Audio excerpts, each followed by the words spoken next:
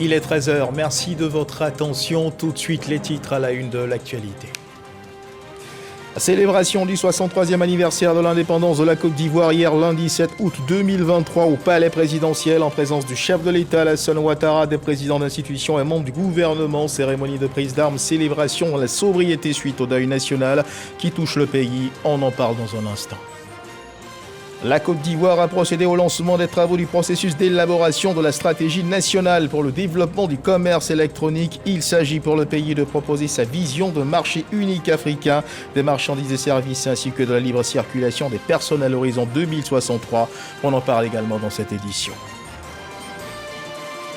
Dans l'actualité internationale au Niger, le Conseil national pour la sauvegarde de la patrie qui a pris le pouvoir a nommé hier 7 août 2023 un Premier ministre, son nom Ali Mahaman Lamine Zaïne. Une nouvelle délégation tripartite CEDEAO, Union africaine, ONU pourrait se rendre les jours prochains au Niger, quoique l'option de l'intervention militaire dans le pays n'est pas exclue. Voilà pour l'essentiel. Oui, bonjour à tous, merci de nous suivre. Célébration du 63e anniversaire de l'indépendance de la Côte d'Ivoire, hier lundi 7 août 2023 au palais présidentiel en présence du chef de l'État Alassane Ouattara. Cérémonie de prise d'armes marquée du sceau de la sobriété au regard de l'actualité politique dominée par le rappel à Dieu de l'ancien président Henri Konan Bédié. Témoin de cette cérémonie de prise d'armes, Jérôme Kofi Aboulin. Le 63e anniversaire de l'indépendance de la République de Côte d'Ivoire. L'événement est célébré officiellement ce lundi 7 août 2023 à Abidjan sur l'esplanade du palais présidentiel. À l'arrivée du président de la République Alassane Ouattara pour la cérémonie de prise d'armes à l'occasion de cette commémoration, l'atmosphère est à la sobriété et au recueillement. Et pour cause, le deuil national relativement au décès du président Henri Konan Bédié le 1er août 2023. Comme acte majeur de cette cérémonie de prise d'armes, la montée du drapeau de l'État, suivie de l'exécution de l'hymne national.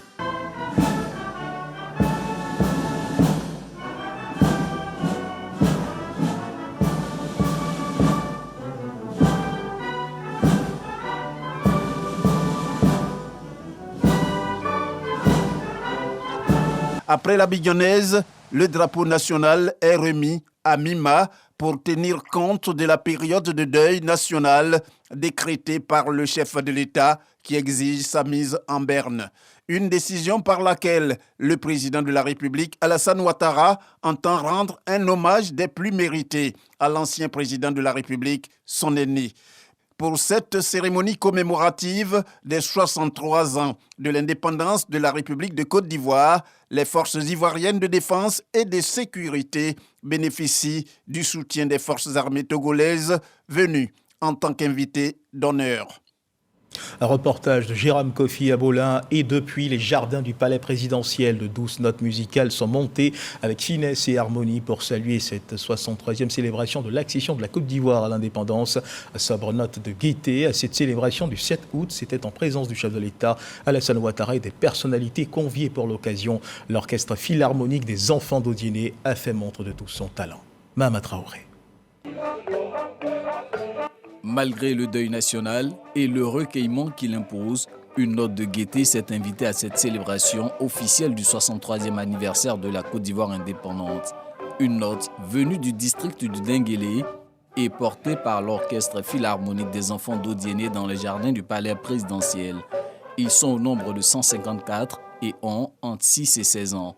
Ils ont beaucoup travaillé et le dispositif pédagogique qui est mis en place est unique. Il a rassemblé des compétences exceptionnelles venues d'ailleurs et également de Côte d'Ivoire. C'est 11 formateurs et une équipe en tout de 7 référents qui se sont relayés, qui ont conduit la formation des enfants.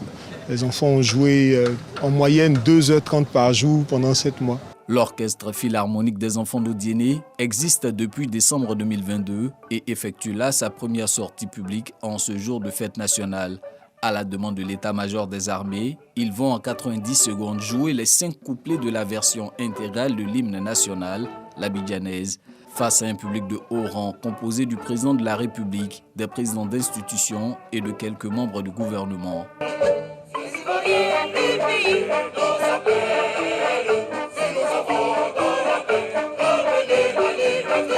Pour la circonstance, le chœur des armées accompagne les enfants d'Odiéné et se charge d'entonner les 5 refrains de la version intégrale de l'abidjanaise. S'enchaîne la reprise du chant baptisé « Le travail de 1000 générations ».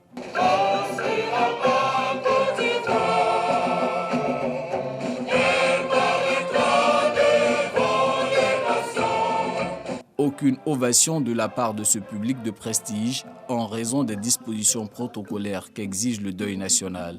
Les enfants de l'orchestre philharmonique d'Odiéné recevront tout de même les félicitations et encouragements du chef de l'État à la fin de ces 2 premières prestations. Le spectacle ne s'arrête pas là. Cordes, instruments à vent et percussions vont célébrer un grand classique de la musique ivoirienne, le titre Tata de la star ivoirienne du reggae, Tiken Jah Fakoly.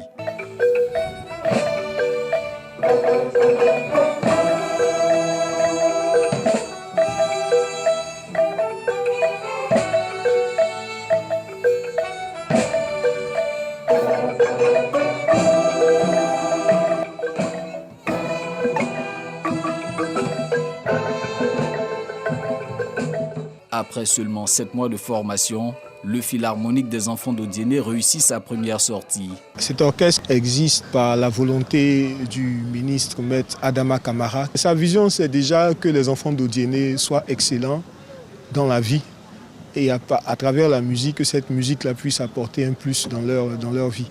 Le duo formé avec le chœur des armées pour cette prestation cadre avec le thème choisi pour cette commémoration de l'an 63 de l'indépendance de la Côte d'Ivoire, à savoir jeunesse ivoirienne et forces de défense et de sécurité pour l'engagement civique et la responsabilité citoyenne.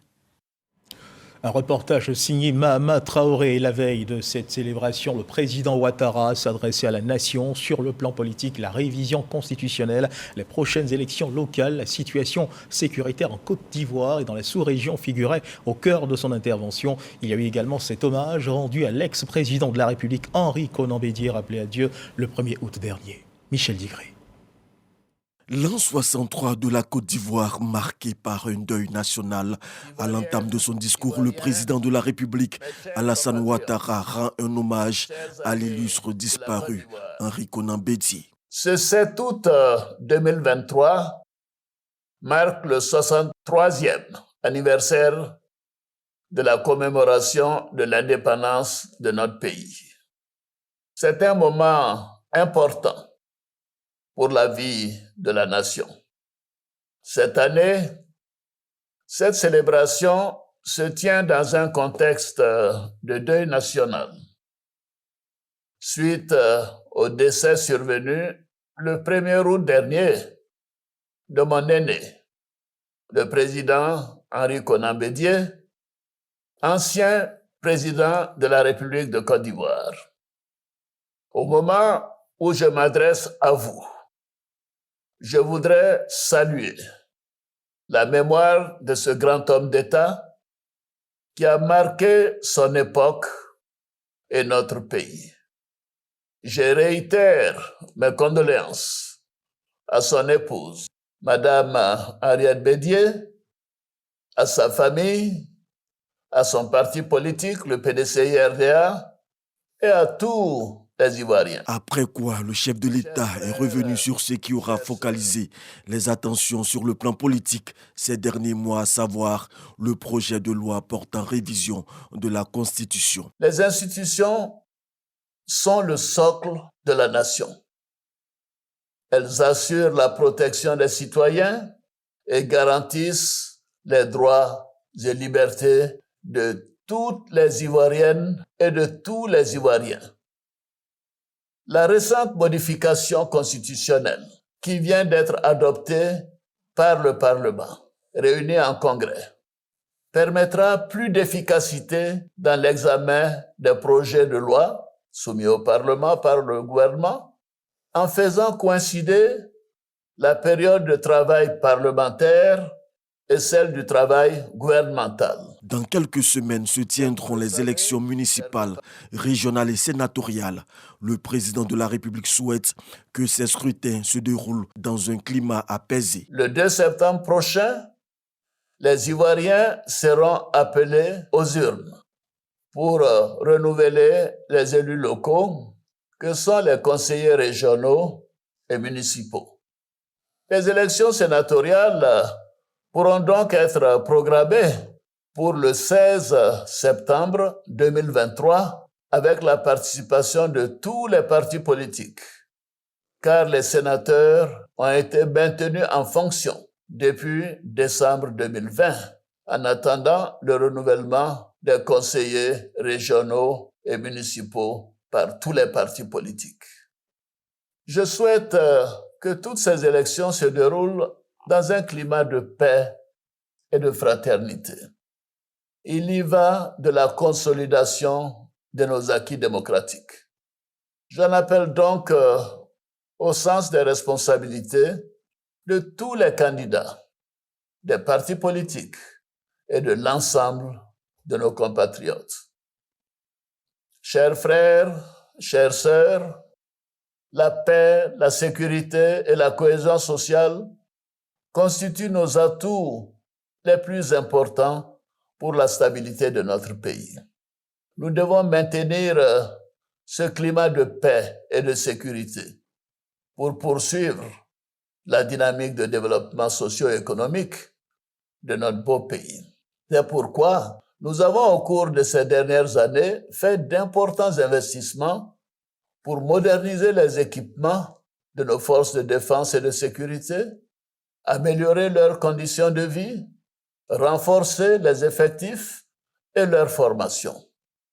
Par ailleurs, le Conseil national de sécurité que je préside se réunit régulièrement pour maintenir la veille sécuritaire dans notre pays et dans notre sous-région. Enfin, le chef de l'État a réaffirmé la position de la Côte d'Ivoire par rapport à la situation au Niger. Nous condamnons la tentative de coup d'État au Niger, qui constitue une grave menace à la paix et à la sécurité dans la sous-région. Bien évidemment, nous soutenons les initiatives de la CEDEAO visant à rétablir l'ordre constitutionnel dans ce pays, frère, et à permettre au président Mohamed Bazoum, président démocratiquement élu, d'exercer librement ses fonctions. Ceci est essentiel. Le président Alassane Ouattara a clos son adresse avec un vœu cher au premier président de la République de Côte d'Ivoire, Félix Houphouët-Boigny. Le père de la nation, le président Félix Houphouët-Boigny, avait pour seule obsession la paix. La paix des cœurs, la paix sociale et la paix entre les nations. J'ai foi en cette vision parce que la paix est le premier pilier du développement. Nous continuerons donc à y travailler sans relâche pour le bonheur et l'épanouissement de tous les habitants de notre beau pays pour une Côte d'Ivoire développée et moderne. Le chef de l'État dit pouvoir compter sur toutes les forces vives de la nation pour relever tous les défis du pays dans l'union, la discipline et le travail. Le dynamisme de l'économie ivoirienne maintenu en bonne forme du fait des réformes engagées, et cela malgré les vents contraires. Le président de la République, Alassane Ouattara, a mis en avant les projets en faveur des jeunes, près de 361 milliards rien que pour 2023. L'analyse du volet économique du discours du chef de l'État avec Lansine Bakayoko. Alors que l'activité économique est toujours gravement perturbée par les conséquences de la pandémie mondiale et de la guerre en Ukraine, l'économie ivoirienne tire plutôt son épingle du jeu.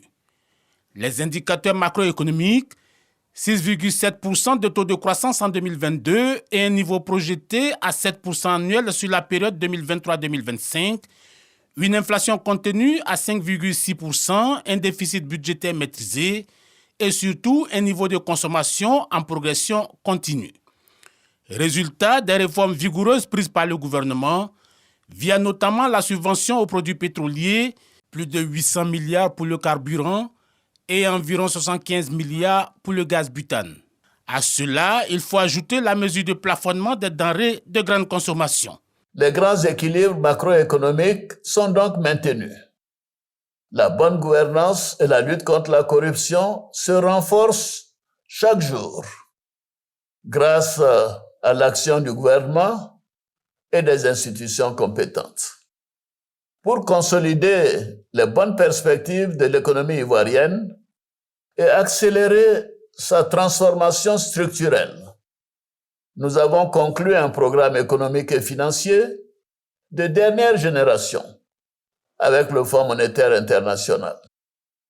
Les réformes identifiées dans ce cadre, que le gouvernement du Premier ministre Patrick Achi met en œuvre avec vigueur, accordent une place centrale au secteur privé et à l'instauration d'une fiscalité mieux adaptée à la structure actuelle de notre économie. Le programme économique et financier conclu avec le Fonds monétaire international prévoit un décaissement de 2 000 milliards sur 3 ans. Preuve de l'utilisation optimisée des ressources collectées, la réalisation de nombreux chantiers d'infrastructures, notamment routiers, hydrauliques, hydroélectriques, sanitaires, scolaires, touristiques et récréatives. Nous avons redistribué les fruits de la croissance à travers des mesures sociales fortes, telles que la revalorisation du SMIC, l'augmentation de la rémunération des fonctionnaires, ainsi que des fonds alloués à l'entrepreneuriat et aux initiatives des jeunes. Des choix judicieux, d'autant que le défi reste l'inclusion des jeunes, plus de 72% de la population, d'où le programme jeunesse du gouvernement. Le programme jeunesse du gouvernement est une nouvelle approche dans la prise en charge des besoins de nos jeunes dans leur diversité, en mettant l'accent sur la formation, l'encadrement, l'insertion professionnelle et le développement des compétences. Ce programme est doté d'une enveloppe globale de 1 118 milliards de francs CFA pour la période 2023-2025. Pour l'année 2023, ce sont 361 milliards de francs CFA, dont 99 milliards de francs CFA pour la construction et la réhabilitation d'infrastructures de jeunesse qui vont être débloquées. Ces ressources seront orientées vers la construction et l'équipement de lycées professionnels. Aussi, 24 conventions ont été signées pour un montant de 31 milliards de francs CFA au profit de 68 000 jeunes inscrits au PGD 3. Déjà en mars 2023, 1000 jeunes ont reçu leur attestation d'apprentissage au métier de la mer et de l'industrie. Hier, 7 août, jour de célébration de la fête nationale, une commémoration particulièrement marquée par le deuil de 10 jours qu'observe le pays suite à la disparition de l'ex-chef d'État, Henri Konan Bédié. Comment les familles ont vécu ce moment dans le partage, dans la convivialité ou avec calme, dans le respect de la routine qui commande les jours ordinaires à travers le district d'Abidjan. Certains Ivoiriens ont tenu à se recueillir dans la prière, tandis que d'autres ont choisi de marquer ce jour dans la sobriété. Le constat de nos reporters, Amidi Rassouba et Jean-Marc Tchachi. Lundi 7 août 2023, la Côte d'Ivoire célèbre l'an 63 de son accession à l'indépendance. Dans la commune d'Adjamé, quartier Saint-Michel, Sago Koutouan se replonge dans ses souvenirs. Aujourd'hui, c'est l'indépendance, mais cette indépendance assez particulière parce qu'on a perdu un grand homme, un barbare qui est tombé, donc on ne peut pas faire tout ce qu'on doit faire. Autre année, là, l'indépendance, il faisait bien. Avant que l'indépendance arrive, on se cotisait un peu du pognon. Et à la veille, on essaie de demander une petite soirée et danser un peu. Ressortissant ghanéen, Jonathan est agent de sécurité. Il vit en Côte d'Ivoire depuis 1992. Vêtu aux couleurs nationales, de la tête aux pieds, il rend hommage à son pays d'adoption. Comme c'est le 7 août, l'indépendance de la Côte d'Ivoire, il rend hommage à tous les Ivoiriens. Dans la commune de Cocody, à Anono village, la convivialité est au rendez-vous chez les Adjé. Edith a prévu un repas qu'elle va partager avec le voisinage. On fait notre deuil comme on le peut, à la maison, préparer, la famille va manger, puis bon, voir si on peut sortir un peu. On a tenu faire un petit truc avec nos voisins, préparer et puis manger, puisqu'on en deuil. À Cocody Centre, une procession et une prière pour l'indépendance. Du carrefour La Vie à l'université Félix Houphouët-Boigny, ce groupe d'étudiants brandit le drapeau national avec fierté et invoque la grâce de Dieu sur la Côte d'Ivoire. La célébration du 63e anniversaire de l'indépendance de la Côte d'Ivoire s'est déroulée dans la cohésion et le partage, conformément aux valeurs de la République. La paix et le développement restent les vœux chers pour les populations ivoiriennes et le chef de l'État, Alassane Ouattara. Une célébration diversement observée par les populations ivoiriennes. Le 63e anniversaire de l'indépendance de la Côte d'Ivoire célébré hier dans la sobriété à Boisseau comme partout ailleurs, partagé entre la douleur de la disparition de l'ancien président de la République Henri Konan Bédié et le sentiment de joie, mieux de fierté de célébrer cet énième anniversaire d'accession à l'indépendance. Les populations d'Aboisseau se sont confiées au micro de notre reporter Eugène Atoubé. À la préfecture, à la mairie, au centre hospitalier régional et partout, l'État affirme sa présence à Boisseau. Les drapeaux sont en berne. Situation d'exception pour ce 7 août, date anniversaire de l'indépendance de la Côte d'Ivoire. Dans tous les quartiers, depuis les habitations jusqu'au centre-ville, c'est l'atmosphère des jours ordinaires. À Boisseau était bien loin de l'ambiance de fête à laquelle sont habituées les populations chaque 7 août de l'année. Ça ne nous étonne pas parce qu'on a perdu un ex-président. Il a été quand même le deuxième président de ce pays. Nous sommes en train de faire notre deuil, chacun de nous, à sa manière, à la maison. Et on reconnaît aussi qu'aujourd'hui, c'est un jour d'indépendance, pas comme les autres. Pour ce 7 août 2023, les populations dans cette logique entrevoyaient une célébration festive. Contexte oblige, c'est une cérémonie sobre, réduite à une prise d'armes dans l'enceinte de la préfecture, qui a marqué la célébration du l'an 63 de la Côte d'Ivoire indépendante. Je comprends donc la déception de la population qui entendait, qui rêvait d'une fête vraiment grandiose.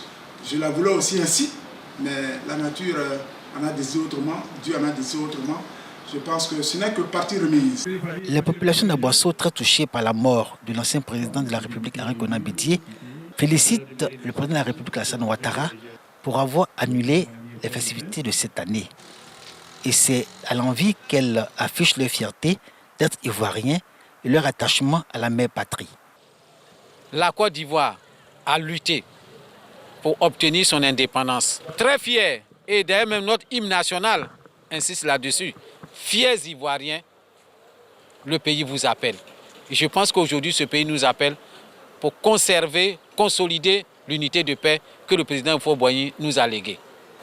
Le développement est tributaire d'un combat continu, d'une action continue. Et la Côte d'Ivoire est engagée, le président de la République, Alassane Ouattara, à mener ce combat jusqu'à ce que nous soyons satisfaits un jour.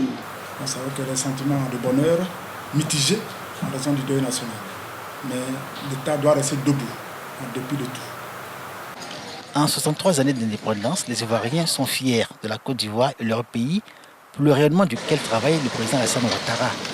Et les populations d'Aboisseau aussi, au regard des acquis et ce qu'elles sont en droit d'attendre de ce grand et beau pays, en réponse à leurs besoins et aux préoccupations.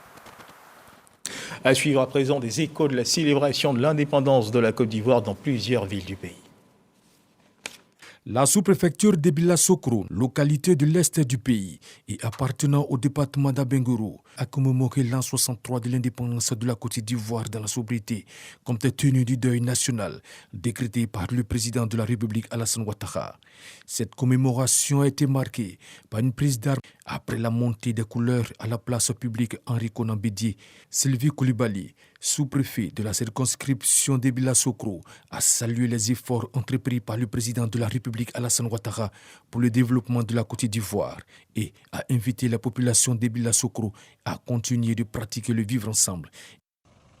À Sifié, le 63e anniversaire de la Côte d'Ivoire a été célébré dans la sobriété comme recommandé par le président de la République. Deux principales articulations, la montée du drapeau en berne, en hommage à l'ancien président Henri Konan Bédié, décédé le 1er août dernier.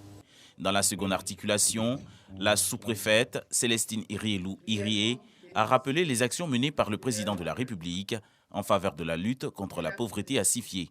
Elle a ensuite exhorté les jeunes à une prise de conscience afin de donner un sens au vaste projet du chef de l'État, décrété en 2023 année de la jeunesse. Dans quelques semaines, les Ivoiriens seront convoqués aux urnes pour les élections couplées, municipales et régionales. Célestine Rielou-Irié a invité les populations à privilégier la paix et la cohésion sociale pendant et après ces élections. Une cérémonie de prise d'âme marquant les festivités de l'an 63 de la Côte d'Ivoire.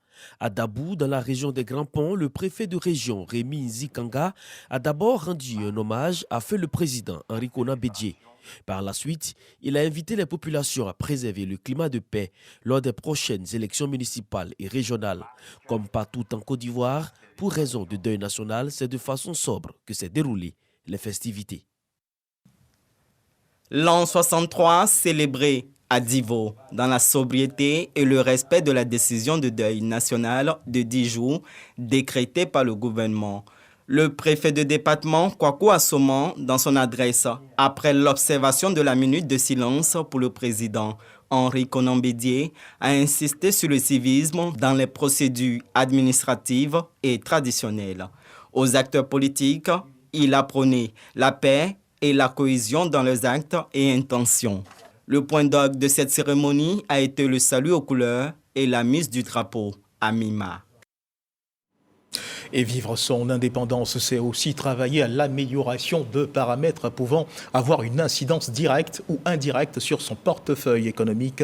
Dans cette vision, la Côte d'Ivoire, notre pays, via son ministre du Commerce, a procédé au lancement des travaux du processus d'élaboration de la stratégie nationale pour le développement du commerce électronique. Il s'agit pour le pays de proposer sa vision d'un marché unique africain, des marchandises et services, ainsi que de la libre circulation des personnes à l'horizon 2063. Explication de Léon Brou.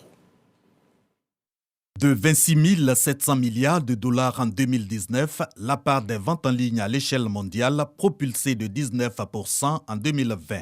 Le commerce en ligne, de l'avis des acteurs et experts, constitue donc un réel potentiel de croissance économique, raison d'en améliorer le cadre institutionnel et réglementaire. Le présent atelier, à cet effet, enregistre le soutien du projet d'appui à la ZLECAf, la zone de libre-échange continentale africaine, pour promouvoir le e-commerce. 61% des micro-entreprises ont identifié la vente en ligne comme une nouvelle opportunité majeure. Compte tenu de ces évolutions, l'Union africaine accorde la priorité à la création d'un marché unique numérique continental d'ici 2030.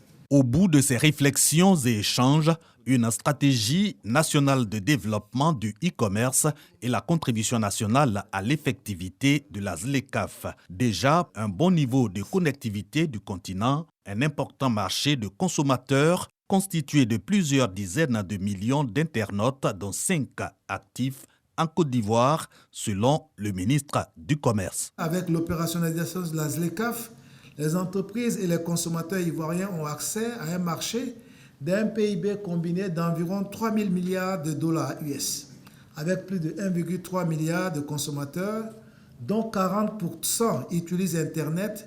Il apparaît donc nécessaire de mettre en place une stratégie nationale en matière de e-commerce en vue de faciliter la pénétration de ces marchés et de contribuer au développement socio-économique de notre pays à travers la création de richesses et d'emplois. Ces travaux pour la mise à niveau du cadre institutionnel et réglementaire du commerce électronique font suite à une étude de 2020 qui révèle des limites au développement du commerce électronique. Transformation industrielle locale du cacao, de jeunes entrepreneurs ivoiriens prennent les choses en main. Ils viennent de lancer les travaux de construction d'une usine de transformation industrielle de cacao dans la commune de Divo, sur le site de l'ex-usine Unicafé, avec un objectif de production de départ fixé à 15 000 tonnes par an. On voit cela avec Lancine Bakayoko. Cette usine d'achat et de transformation du cacao va broyer des produits semi-finis de cacao, tels le beurre désodorisé et le tourteau de cacao, destinés aux industries de la chocolaterie et du cosmétique. Nous avons tout fait pour avoir un site à Divo pour pouvoir mener ce projet. J'ai appris que les grands pays se bâtissent sur l'économie. C'est pour ça que ce qui est plus important, c'est de développer Divo pour que Divo soit une ville économique d'abord. Cette unité industrielle s'inscrit dans la vision du président Alassane Ouattara de transformer au moins 50% de la production nationale de cacao d'ici 2025. Le Conseil Café-Cacao accueille cette unité de transformation avec enthousiasme. Cette usine va donner de l'emploi à notre jeunesse, aider nos parents producteurs, ceux qui ont des difficultés, nos opérateurs, à livrer leur cacao au port d'Abidjan et de San Pedro, pourront valablement livrer leur cacao dans cette usine. Sur 2,4 millions de tonnes de cacao produites, la Côte d'Ivoire est actuellement à 30% de transformation. La production de fèves au niveau de la région de Divo est de 200 000 tonnes. Et dans l'actualité internationale au Niger, le Conseil national pour la sauvegarde de la patrie, le CNSP, qui a pris le pouvoir à Niamey, a nommé hier 7 août 2023 un Premier ministre, Ali Mahaman Lamine Zaïn. La communauté économique des États de l'Afrique de l'Ouest, CEDEAO, elle prépare un nouveau sommet extraordinaire le 10 août à Abuja. Selon nos confrères du RFI, une nouvelle délégation tripartite CEDEAO, Union africaine, ONU pourrait se rendre les jours prochains au Niger, quoique l'option de l'intervention militaire au Niger n'est pas exclue. Voilà qui marque la fin de cette édition. Merci de nous avoir suivis. Agréable début d'après-midi. Dieu garde la Côte d'Ivoire.